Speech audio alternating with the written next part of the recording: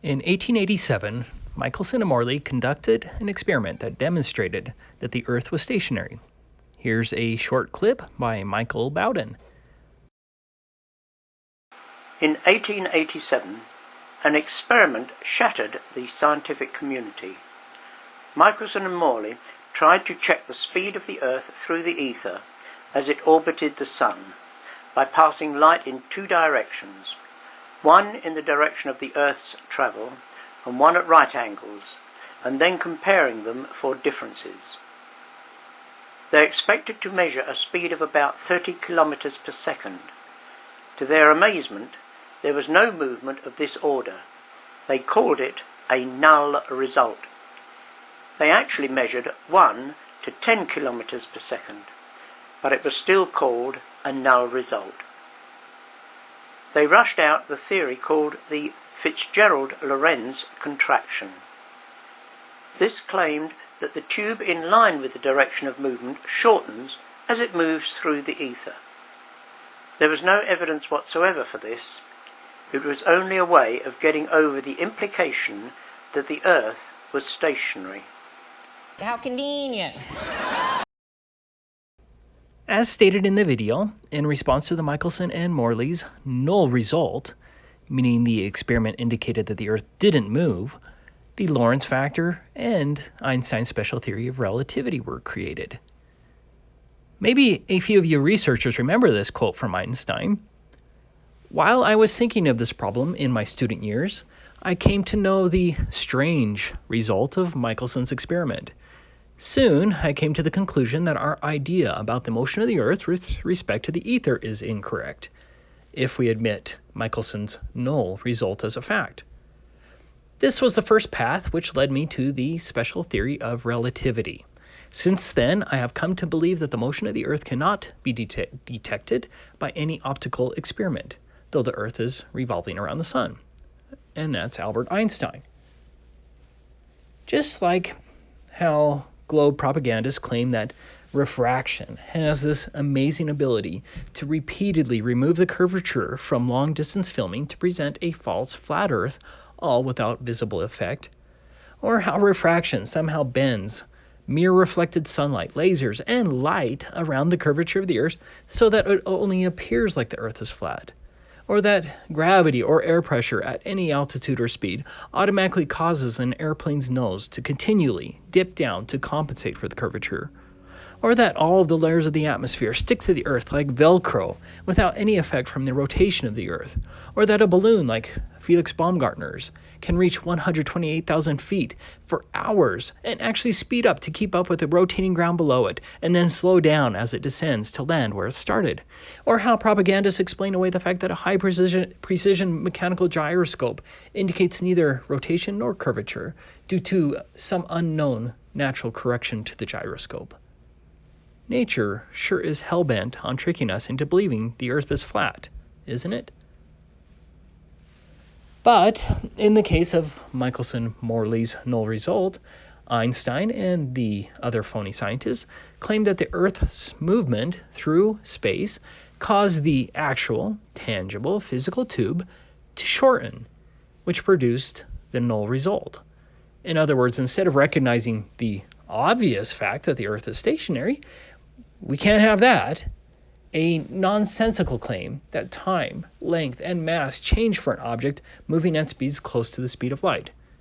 The theory was conjured for the masses, and they accepted it. There was no evidence whatsoever for this.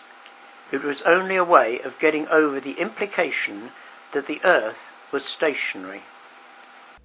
No matter how far-fetched the explanation is, the globe narrative is for some reason sacrosanct and must be upheld.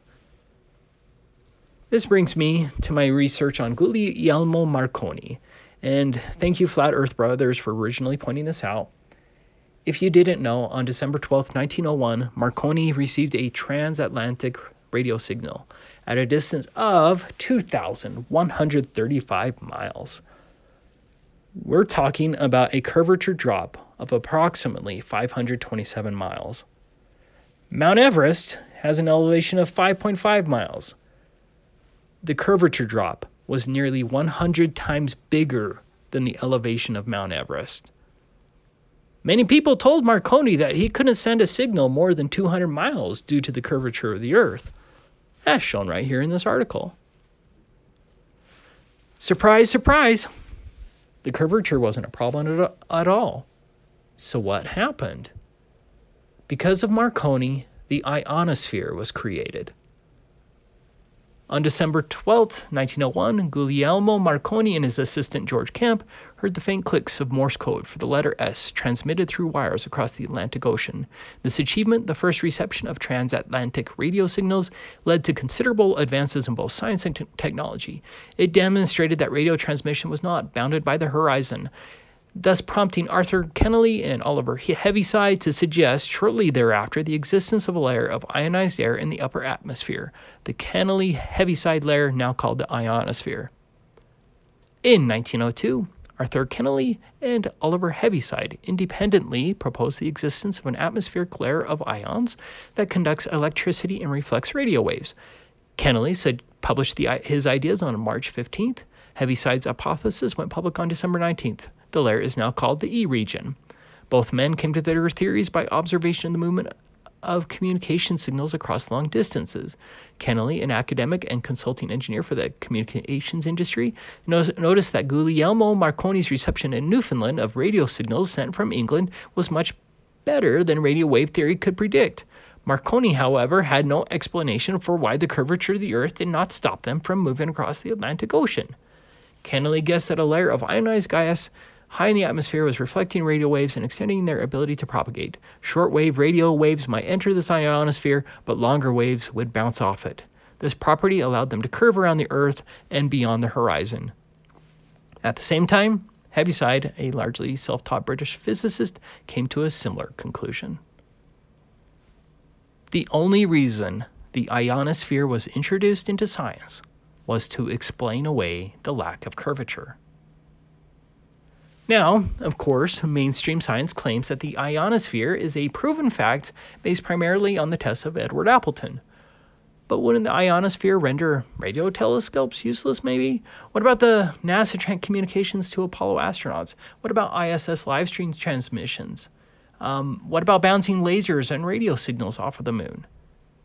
Most of this alleged radio bouncing off the ionosphere occurs in coastal areas. So why can't I bounce a radio signal off of the ionosphere over the Rocky Mountains? It should be easier to bounce a signal off of the ionosphere over the Rocky Mountains than to bounce a radio signal over the Atlantic Ocean. So why isn't this commonplace? Since Guglielmo, the distances have gotten only further, but only between coastal cities that would be in direct line of sight with each other on a flat Earth. Can I state with 100% certainty that the ionosphere doesn't exist? No, I can't. Some flat earthers would even claim that it's the dome. But don't you see the pattern here? We have a major problem with the globe, and the globe propagandists immediately come up with a comical theory to save the globe that is somehow unquestionably accepted. I hope that a few of you amateur radio operators who understand DXing and skywave propagation will take some time and explore the alleged proofs of the ionosphere and test it out for yourself and share your findings, because I'd bet that the ionosphere is phony globe propaganda. For you globe propagandists, before commenting about how I'm so dumb and calling me names, you must first show me how you personally can bounce a radio signal over the Rocky Mountains. I don't care about anyone else's falsifiable claims with equipment that no ordinary person can acquire. You personally must show me how you can bounce a signal over the Rocky Mountains by using the ionosphere. For some reason, I couldn't actually find any videos demonstrating skywave propagation over mountain ranges. Marconi supposedly did it at a distance of 2,135 miles. Others have now claimed to have reached the distance of 11,000 miles from coastal locations that would have a direct line of sight on the flat Earth. You should be able to do it at a mere distance of 500 miles over the Rocky Mountains. That's it. Independently prove the ionosphere exists and that you're more than just a parrot of the official narrative. Good luck with that.